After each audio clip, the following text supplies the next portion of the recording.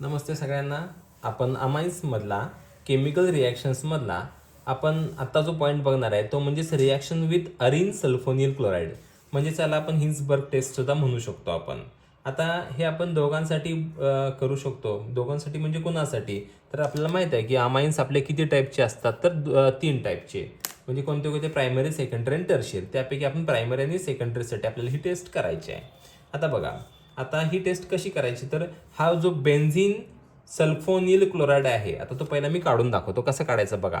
पहिला तर बेन्झिन काढावं लागेल आपल्याला. हा बेन्झिन मी काढला. आता बेन्झिन, आता सल्फोनिल म्हणजेच कोण? सल्फर तर पाहिजे ना, जसं आपण सल्फ्युरिक असं म्हणतो ना, सल्फ्युरिक ॲसिड. सल्फ्युरिक ॲसिडमध्ये पण तुम्हाला माहिती आहे की सल्फरची ऑक्सिडेशन स्टेट 6 असते. मग इथे पण ऑक्सिडेशन स्टेटची 6 आहे. बघा बरं, 6 आहे की नाही बघा. ऑक्सिजन, इथं ऑक्सिजन. बघा बेन्झिन आहे का, हा बेन्झिन सल्फोनिल क्लोराईड, हेच नाव आहे बेन्झिन सल्फोनिल क्लोराईड. आता हा बेन्झिन सल्फोनिल क्लोराईड कुणाबरोबर रिॲक्ट करायचा आहे, तर आपल्याला हा बेन्झिन सल्फोनिल क्लोराईड हा प्रायमरी अमाइन आणि सेकंडरी अमाइन बरोबर रिॲक्ट करायचा आहे. आता आपण पहिल्यांदा प्रायमरी अमाइन बरोबर रिॲक्ट करूया. म्हणजेच आपण एक फॉर एक्झाम्पल घेऊया की इथिल अमाइन घेऊया. इथिल अमाइन म्हणजेच कोण? समजा हा मी मुद्दामून तुम्हाला कळावून मी तर थोडंसं सुट्ट लिहून घेतो. C2H5. बघा, हा इथाईल आहे आणि हा अमाइन, हा प्रायमरी अमाइन आहे. Ethyl amine, ETH, ethyl amine. हा कोण आहे? तर प्रायमरी अमाइन आहे. हा प्रायमरी अमाइन आपण घेतला आहे. आता हा जो इथिल अमाइन आहे, कुणाबरोबर रिॲक्ट करायचा आपल्याला? तर बेन्झिन सल्फोनिल क्लोराईडवर रिॲक्ट करायचा आहे. मग या रिॲक्शनमध्ये आपल्याला काय तयार करतो आपण? तर बघा, ह्याच्यामध्ये तुमचा याचा एक Cl आहे, हा काढून टाकायचा. हा Cl गेला आणि याचा एक H गेला. हा Cl आणि H गेला तर दोघं काय होणार? एकमेकांना येऊन जोडले जाणार. म्हणजे बघा, हे ॲज इट इज मी इथं लिहितो.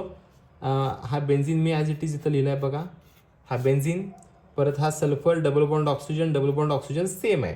आणि या सल्फरला काय जोडणार बघा बरं तुम्ही. आता हा नायट्रोजन, इथं हायड्रोजन, इथं C2H5.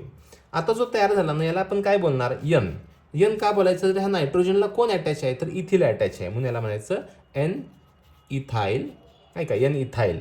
परत बेन्झिन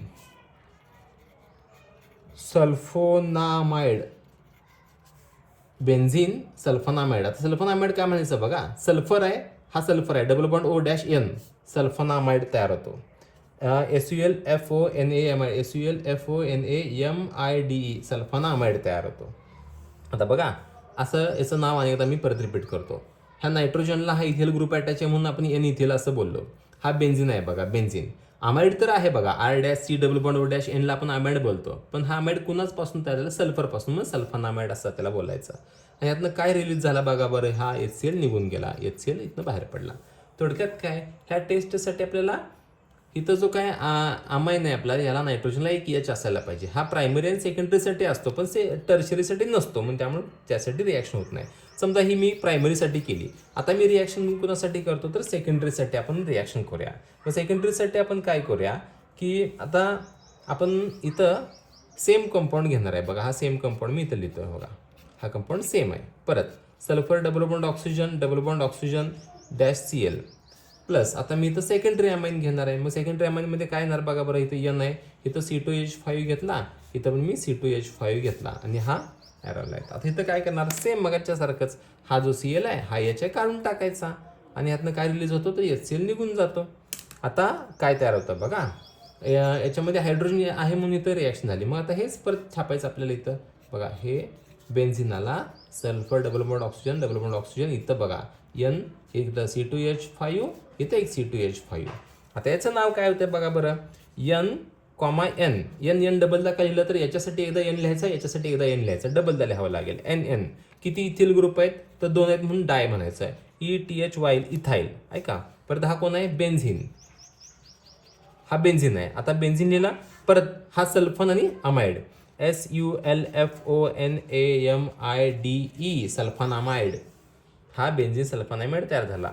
आता याच्यामध्ये आता हायड्रोजन शिल्लक राहिला का? नाही राहिला. आता फक्त काय झालं आहे की इथं आपण H शिल्लक राहिला नसल्यामुळं इथं ॲसिड असण्याचा काही संबंधच नाही. म्हणजे कसं बघा, आता ह्याच्यामध्ये कुठलाच यश नसल्यामुळं, नायट्रोजनला ॲटमला अटॅच नसल्यामुळं हे ॲसिड नसतंय आणि ॲसिड नसल्यामुळं अल्कलीमध्ये डिझॉल्व्ह होत नाही. हे आपण प्रूव्ह करू शकतो एक्सपेरिमेंटली. म्हणून आपण याला म्हणतो हायजिन्सबर्ग टेस्ट. आता इथं काय विषय झाला तुम्हाला सांगतो बघा. ह्याच्यामध्ये तुम्हाला मी एक सर्कल करतोय बघा. हा जो हायड्रोजन आहे की नाही, हा बिचारा हायड्रोजन आहे. बिचारा हायड्रोजन म्हणजे कसं बघा, हा जो हायड्रोजन नायट्रोजनला अटॅच असल्यामुळं इथं जो सल्फानामाइड आहे हा स्ट्रॉंग ॲसिडिक असतो. स्ट्रॉंग ॲसिडिक का असतो तर हा बिचारा एच ह्या सगळ्या इलेक्ट्रोनिगेटिव्ह एलिमेंटच्या तावडीत सापडला आहे. त्यामुळे ह्यांचं ब्रेकअप होण्याचे चान्सेस वाढतात. त्यामुळे एच प्लस तयार होण्याचे चान्सेस वाढतात. इथं एच प्लस होऊ शकतो तयार, पण इथं एच प्लस होणार का सांगा बरं? नाही होणार. का? नायट्रोजनला एच नाहीयेच ना, तर एच प्लस तयाराचा काय संबंधच नाहीये. त्यामुळे हा ॲसिड आहे आणि हा ॲसिड असल्यामुळं अल्कलीमध्ये सोल्युबल असतो. अल्कलीमध्ये सोल्युबल असतो. ह्याच्यामुळं कळतंय की हा प्रायमरी आहे. सेकंडरीचा विषय काय होतो की हा ॲसिडच नाहीये, हा ॲसिड नाही. ॲसिड नाही म्हटल्यानंतर अल्कलीमध्ये मिक्स होत नाही, सॉल्युबल होत नाही, इनसॉल्युबल राहतो. ह्याच्यावरून हा सेकंडरी आहे कळतो, हा प्रायमरी आहे हे समजतो. हा प्रायमरीसाठी मिक्स होतोय अल्कलीमध्ये, सेकंडरीसाठी अल्कलीमध्ये मिक्स होत नाही. थँक्यू.